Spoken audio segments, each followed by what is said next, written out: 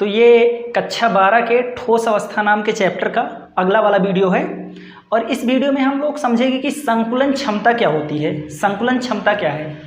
तो संकुलन क्षमता को इस तरह से समझिए कि जैसे कोई भी एकक कोष्टिका हो, चाहे वो एससीसी हो, चाहे बीसीसी हो, चाहे एफसीसी हो, कोई भी एकक कोष्टिका हो, एकक कोष्टिका में कुछ हिस्सा स्पेस रहता है, खाली रहता है, और कुछ हिस्सा गोलों द्वारा, अवयवी कणों द्वारा अध्यारोपित होता है, भरा हुआ होता है। अब संकुलन क्षमता क्या है? किसी भी एकक कोष्टिका का वह प्रतिशत जितना हिस्सा अवयवी कणों ने भर रखा है, यानी किसी एकक कोष्टिका का जितना प्रतिशत हिस्सा अवयवी कणों ने भर रखा है वही उसका संकुलन क्षमता कहलाता है। तो संकुलन क्षमता क्या है? किसी भी एकक कोष्टिका का जितना प्रतिशत आयतन, जितना प्रतिशत हिस्सा अवयवी कणों ने भर रखा है वही उसकी संकुलन क्षमता है। अब चलिए हम लोग परिभाषा देखते हैं इसका।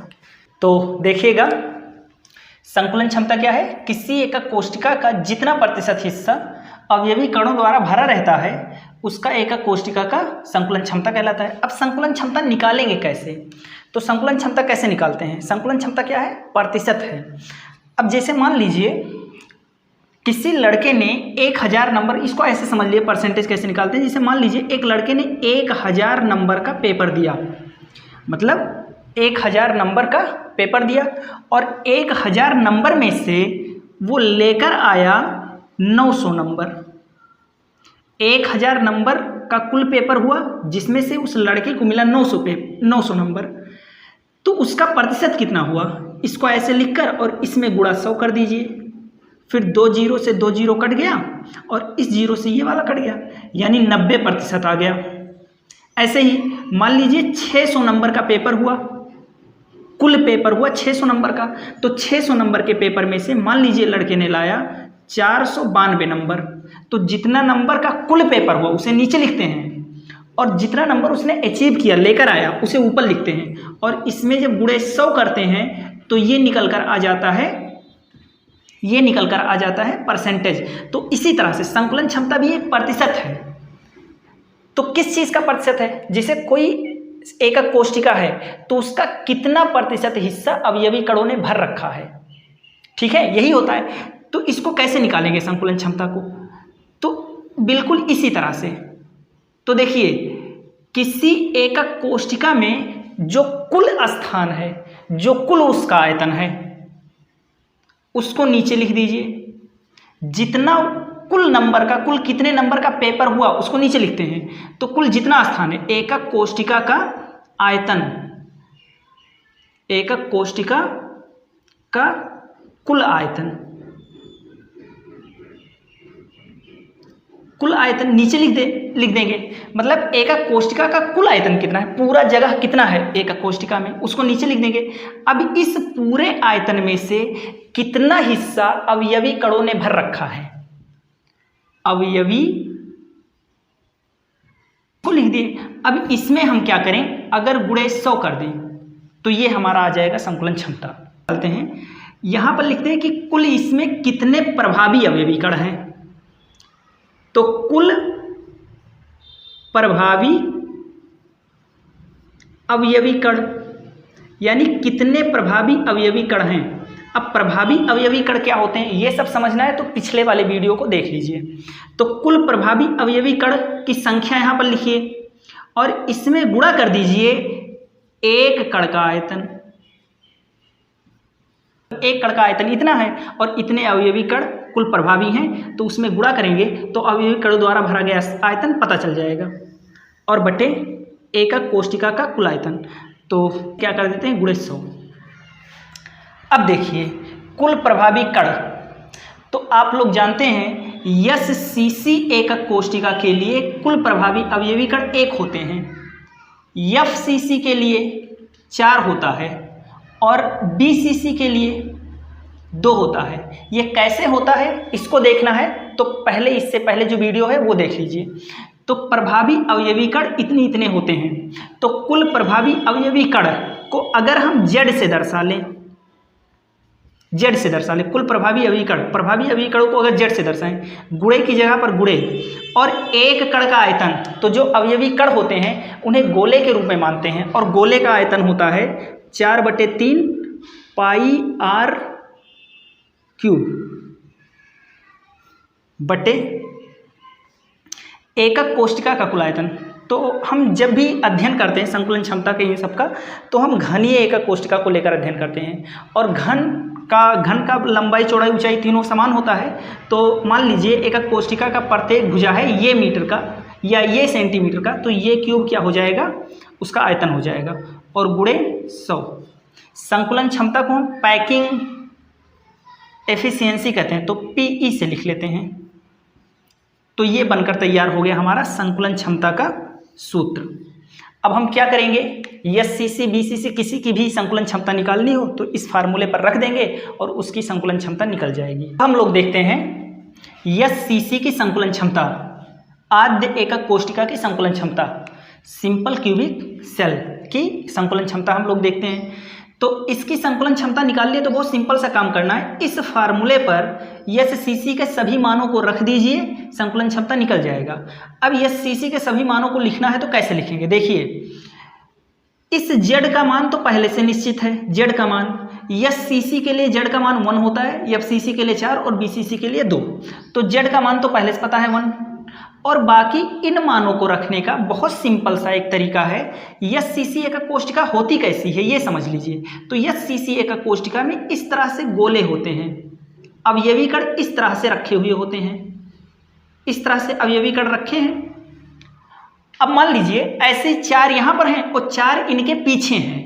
अब इन सब के केंद्रों को जब हम मिला देते हैं, इन सब के केंद्रों को जब हम मिला देते हैं, ऐसे इन 4, ये 4 सामने हैं और इनके पीछे भी 4 गोले ऐसे हैं, तो इन सब के केंद्रों को जब हम लोग ऐसे मिला देते हैं तो हमें एससीसी एकक कोशिका देखने को मिल जाती है।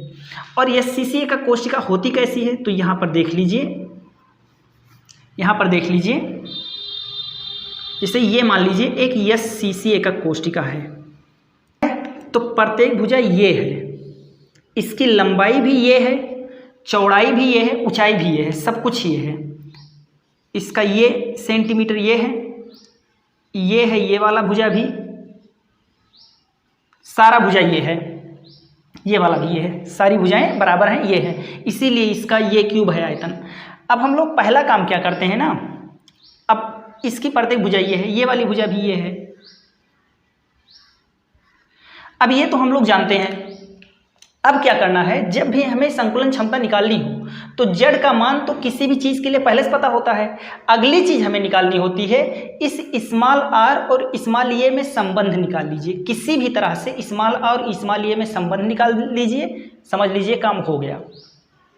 अब आप लोग बताइए इसकी इस भुजा की लंबाई कितनी है, स्मॉल ए के बराबर है, और ये भुजा कैसे है, तो इस भुजा पर एक गोला यहाँ पर होगा, एक अवयवी कण यहाँ पर होगा और एक अवयवी कण यहाँ पर होगा इस तरह से, और एक अवयवी कण यहाँ पर होगा इस तरह से, और एक अवयवी कण यहाँ पर होगा इस तरह से।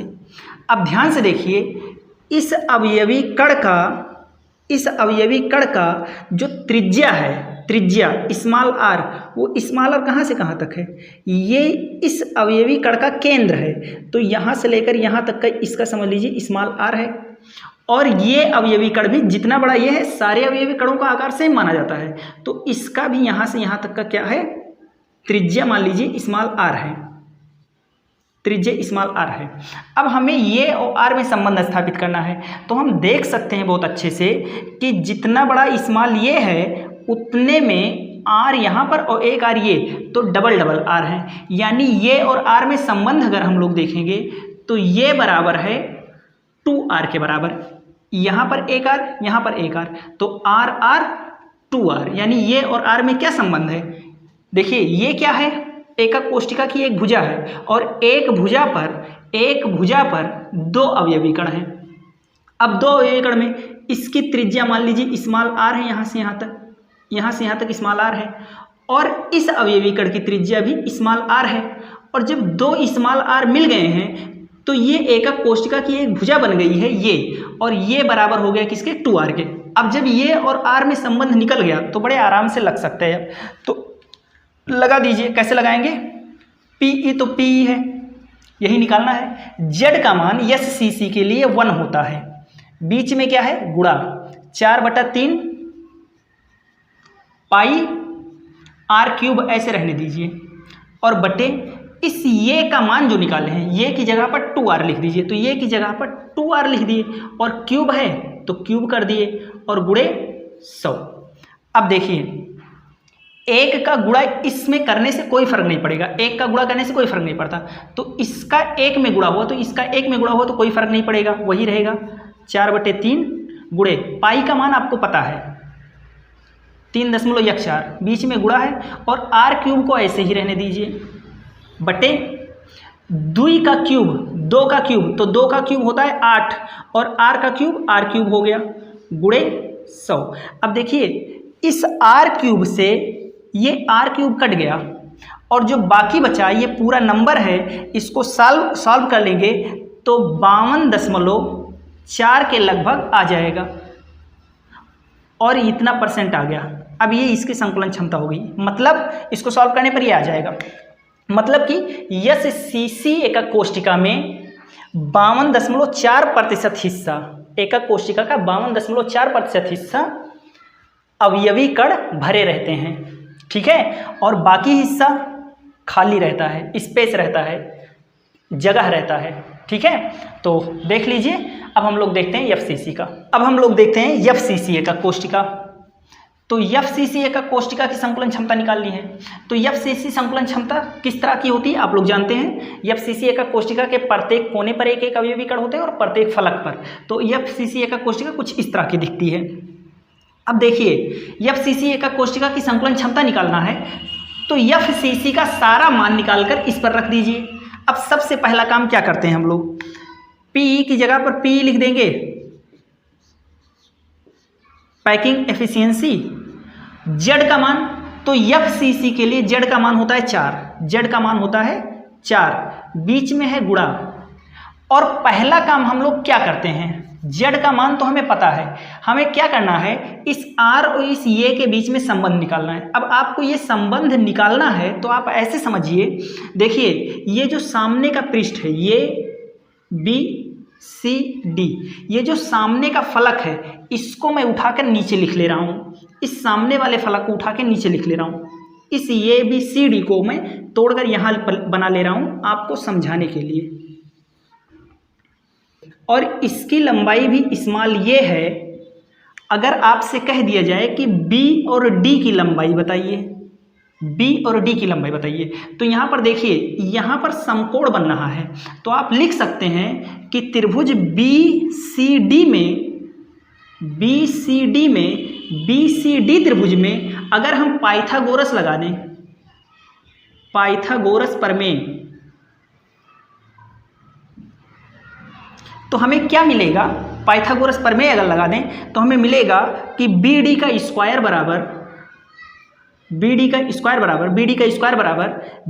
का स्क्वायर प्लस CD का स्क्वायर। पाइथागोरस प्रमेय लगाएंगे, BD का स्क्वायर बराबर होगा BC का स्क्वायर प्लस CD का स्क्वायर। अब देखिए, अगर आपको BD का स्क्वायर निकालना है तो BC का मान क्या है, स्मॉल ये है, CD की लंबाई क्या है, CD की लंबाई भी स्मॉल ये है, तो हो गया ये स्क्वायर हो गया 2 ये स्क्वायर, और इधर है BD का स्क्वायर। अब इधर से स्क्वायर हटाएंगे तो बराबर के दूसरे तरफ वाला अंडर रूट में चला जाएगा, यानी कि BD का मान निकला। देखिए, अब 2 तो अंडर रूट में फंस जाएगा और ये स्क्वायर बाहर निकलेगा तो ये हो जाएगा केवल। तो BD की लंबाई हमें पता चल गई ये। तो एक तो हमें क्या करना है, अगर हम ये और R के बीच में संबंध स्थापित करना चाहते हैं तो हमें क्या करना पड़ेगा, इसकी लंबाई इसके प्रत्येक भुजा के आधार पर निकालनी पड़ेगी। तो इसके भुजा के आधार पर BD की लंबाई आ गई √2 ये, समीकरण 1। और अब हमें अवयवी कणों के आधार पर इसकी लंबाई निकालनी है। तो अवयवी कण इसमें किस तरह से होते हैं वो आप देख ही रहे हैं। तो अवयवी कण कैसे होते हैं, इसमें यहाँ पर इस कोने पर अवयवी कण होगा, इस कोने पर अवयवी कण होगा, इस कोने पर अवयवी कण होगा और इस कोने पर अवयवी कण होगा, और इसके साथ साथ यहाँ बीच में एक अवयवी कण होगा, फलक के बीच में।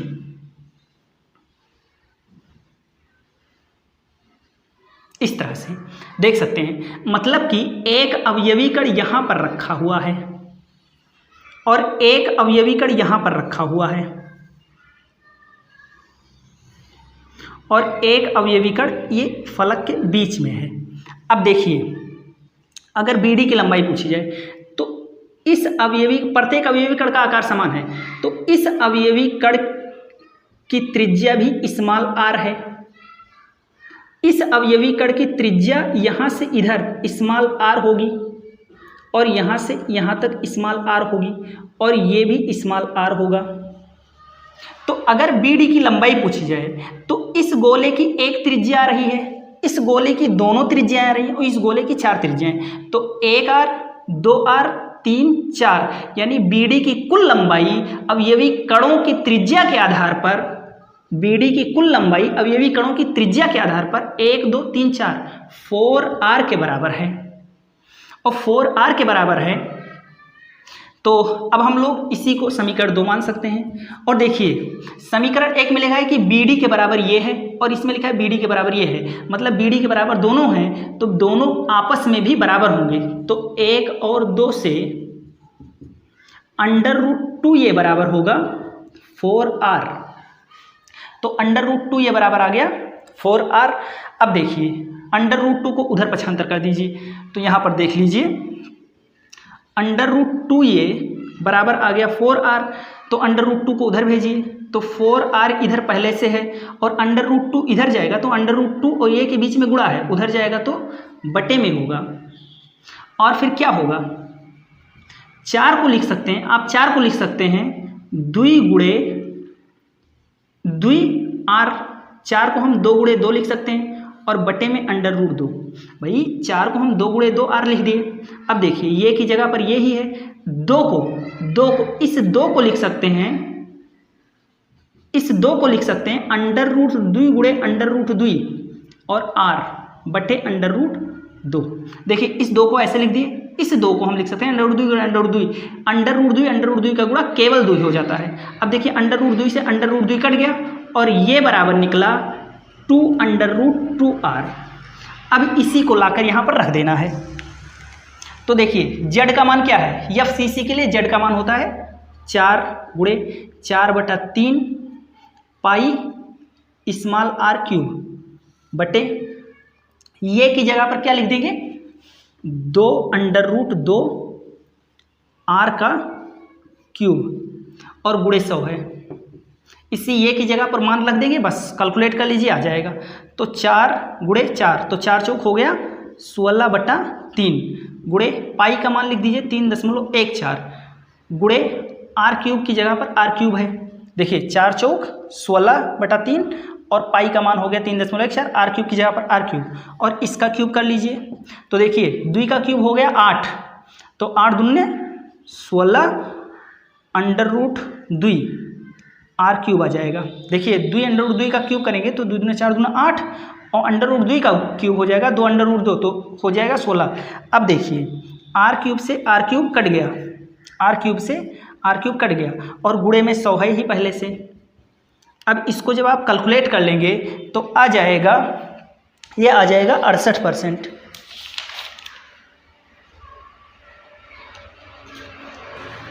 यह आ जाएगा 74%। जब आप इसे कैलकुलेट कर लेंगे तो आ जाएगा 74%। मतलब कि FCC एक कोशिका का 74% हिस्सा अवयवी कण भरे रहते हैं, घेरे रखते हैं, और 26% हिस्सा, मतलब 100% में से 74% तो अवयवी कणों ने घेर रखा है और बाकी जो 26% है वो खाली है, स्पेस है, जगह है, खाली स्थान है।